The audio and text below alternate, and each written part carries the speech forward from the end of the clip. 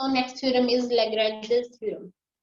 सो Lagrange's theorem की statement क्या है? ऑर्डर ऑफ एनी सब group of a finite group divides the order of group. Means अगर H हमारे पास सब ग्रुप है ऑफ G, ठीक है, और ऑर्डर ऑफ G फाइनाइट है, ठीक है, H हमारे पास सब ग्रुप है G का और G का ऑर्डर फाइनाइट है, then this theorem states that order of H will divide this straight line, याद रखना, order of G। तो ये आपकी लैग्रेंजेस थ्योरम कि अगर हमारे पास H सब ग्रुप है G का ऑर्डर फाइनाइट है, देन H का ऑर्डर G के ऑर्डर को डिवाइड करेगा, ठीक है। Order of H divides order of G। This is statement of theorem, Lagrange's theorem, ठीक है। तो प्रॉपर स्टेटमेंट लिख लेते हैं हम। The order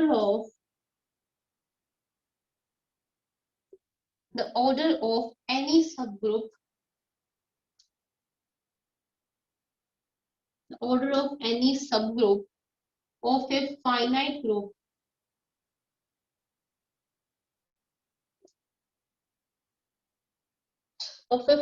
group divides the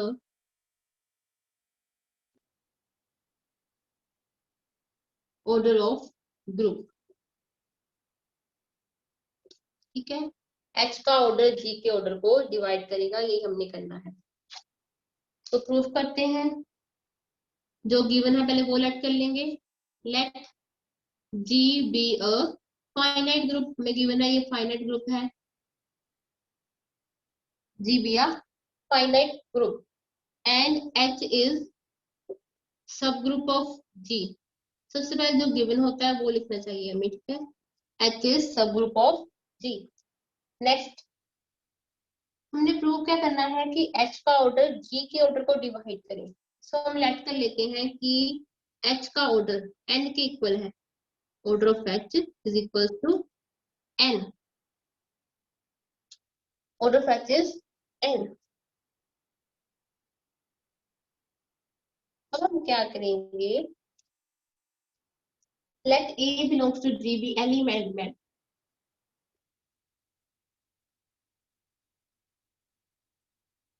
A belongs to G, हमने कोई एलिमेंट लिया G का। अब हमने क्या करना है? एक राइट कोसेट डिफाइन करना है, ठीक है। Right coset H of A in of H in G। हमने H क्या ले लिया? Right coset.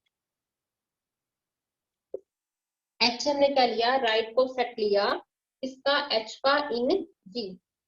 तो हमने करना क्या है? हमने मैपिंग डिफाइन करनी है। मैपिंग डिफाइन करनी है बिटवीन H एंड HA, ठीक है। मैपिंग डिफाइन करेंगे हम between H and HA। Now mapping define करके हमने ये प्रूव करना है कि इन दोनों में 1-1 कोरेस्पोंडेंस है। मींस जो मैपिंग है it is 1-1 and onto, 1-1 and onto. अगर 1-1 ऑन टू होगी this means there is 1-1 correspondence between H and HA। उससे क्या वो हो जाएगा कि ऑर्डर ऑफ H जो है वो ऑर्डर ऑफ HA के इक्वल है, ठीक है। तो ये वाला रिजल्ट यूज करके हमारी थ्योरम प्रूव होगी। इसलिए हमने पहले ये प्रूव करना है कि order of H order of HA के इक्वल है, ठीक है। तो हमने मैपिंग डिफाइन की from H to HA, it is f of H is equals to HA for all H belongs to capital H। So 1-1 तो ऑन टू करना आपको आता ही है, हमने कर लिया बहुत बार है। सो 1-1 के लिए क्या करेंगे? दो एलिमेंट्स की इमेजेस सेम लेंगे। Let f of H1 is equals to f of H2 such that H1 and H2 belongs to capital H. दो एलिमेंट्स की इमेजेस हम इक्वल ले लेंगे। नाउ एफ ऑफ H1 की इमेज क्या आएगी? H1 A एंड H2 की H2 A। तो यहाँ से बाय राइट कैंसिलेशन लो, A के साथ एक कैंसिल हो जाएगा, क्या बचेगा? H1 is equal to H2। ये हमने प्रूव करना था। अगर इमेजेस सेम है, एलिमेंट सेम आ गए, this means F is 1 1। F is 1 1। ठीक है, 1 1 प्रूव हो गया। नाउ ऑन टू का भी सिंपल स्टेप। और onto let y belongs to H A। यही करते हैं हम। ये वाले सेट का एलिमेंट लेते हैं, हमें मिल गया y belongs to H A। ठीक है, अगर y H का एलिमेंट है तो किस टाइप का होगा? सम H into A such that H belongs to capital H। This mean अगर हम y कैपिटल H का एलिमेंट ले रहे हैं तो हमारे पास कैपिटल H का भी एक एलिमेंट एग्जिस्ट कर रहा है, स्मॉल h। ठीक है, हमें ये प्रूव करना होता है कि अगर हमारे पास इस सेट का एलिमेंट है, उसके कॉरेस्पॉन्डिंग ये वाले सेट का एलिमेंट आए।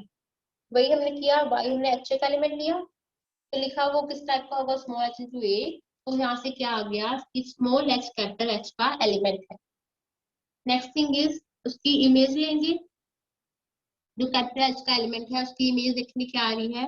तो f ऑफ h क्या आएगी? It is equals to H A। और H किसके इक्वल है? y के इक्वल। यही हमने प्रूव करना था कि x की इमेज लेकर वो y के इक्वल आ जाए। दिस मीन f इज ऑन टू। तो F11 भी प्रूव हो गया, O2 भी प्रूव हो गया। This mean there is 1 1 correspondence between H and HA। ठीक है, F इज 1 1 एंड O2। इससे क्या प्रूव हुआ हमारा? That order of H is equals to order of HA। दोनों सेट्स का ऑर्डर इक्वल प्रूव हो गया। नेक्स्ट थिंग इज कि G हमारा फाइनाइट ग्रुप है। हमने स्टार्टिंग में लेट किया था G इज फाइनाइट ग्रुप। अगर G फाइनाइट है तो उसमें number of distinct right cosets वो भी फाइनाइट होगी। ठीक है, क्या है? G फाइनाइट है। G फाइनाइट है, this means number of distinct right cosets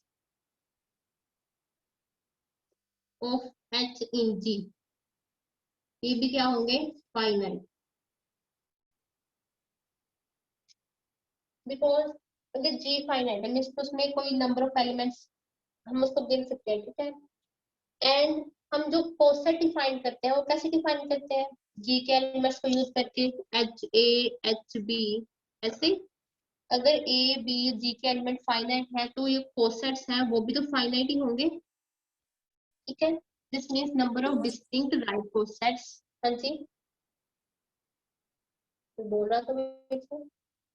ठीक है, तो राइट कोसेट्स जो है वो भी फाइनाइट होंगे। तो हम लेटर कर ले, let number of right cosets is equals to T। Finite है तो हमने लेट कर लिया कि वो T के इक्वल है। ठीक है, नेक्स्ट थिंग इज कि दो राइट कोसेट्स की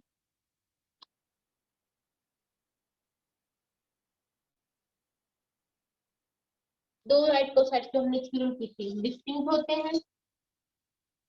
एंड हमारे पास एक और रिजल्ट होता है दैट अगर राइट कोसेट्स सबकी हम यूनियन करें, अगर हम कोसेट्स की यूनियन करें, ठीक है, तो वो G के इक्वल होती है। ठीक है, ये भी हमारे पास रिजल्ट होता है कि कोसेट्स की यूनियन ग्रुप के इक्वल होती है। ठीक है, तो हमारे पास जो कोसेट्स है वो डिस्टिंक्ट हैं और उनकी यूनियन किसके इक्वल होगी? G की। मतलब G is equals to HA1 union HA2 union up to सोन HAT। T क्यों लिया? हमने लिखा है कि हमारे पास T कोसेट्स है तो इसलिए HAT तक आ गया।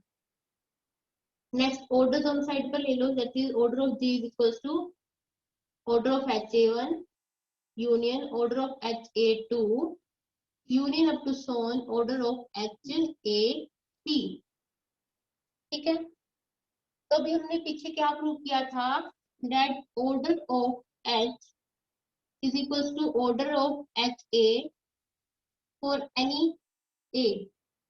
अगर हम A कोई भी एलिमेंट ले कैपिटल G का, अगर हम कोई एलिमेंट ले कैपिटल G का, देन ऑर्डर ऑफ H के इक्वल होता है। ठीक है, अभी यहाँ पर A1 A2 AT ये सारे G के एलिमेंट्स ही हैं। ठीक है, जिसमें इन सब का ऑर्डर किसके इक्वल होगा, order of H union order of H union up to सोन ऑर्डर ऑफ H।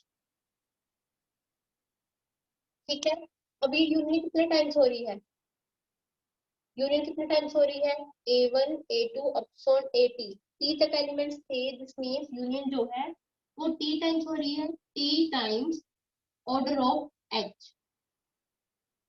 ये आएगा T times order of H।